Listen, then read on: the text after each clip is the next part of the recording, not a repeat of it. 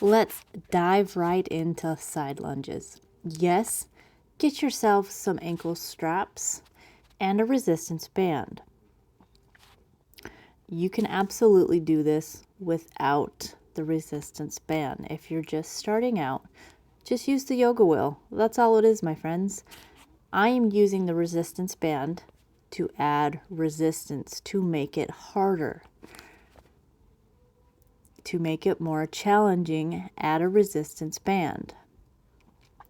So you want the resistance band to be in the same direction as the foot that is going to be on the yoga wheel. You want to pull in that direction. You want to make it a straight line, ankle to ankle. That's it. That is your setup. Slowly go down and stabilize your body. You want to control this movement. You want to keep your core tight, keeping it in the correct form. Keep your knees pushed out. You do not want them pulling in, because that's what the resistance band is going to do. It's going to teach you to push out. And you don't want that resistance band pulling your knee inward on the opposite leg. So this is a lot of mind-muscle connection. This is a lot of control and stability movement, because we're working our inner thigh and we're also working your outer quads and possibly glutes. Depends on what you feel and how you do this correctly. Again, slow and controlled movements, keeping the knee in alignment and pushing it outward. Slow and controlled movements. Now let's shift gears and go to the other side. You don't have to use the weight either. You can start with no weight.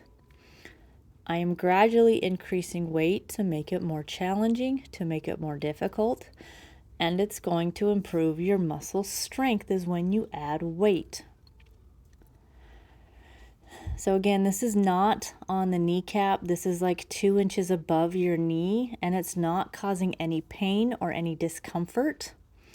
Make sure it's pulling in the same direction as the one on your ankle. So again, straight line.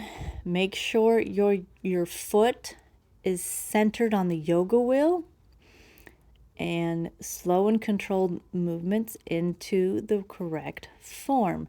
Keeping your core tight. Sorry, I had to situate. I was out of alignment. And yes, it's all about trial and error. It's all about finding what works for your body and your movements. Everybody's going to be different. Everybody trains differently. What works for me may not work for you, and that is okay. You find what works for your body 100%. There's different variations to every exercise. You don't have to stick to just one.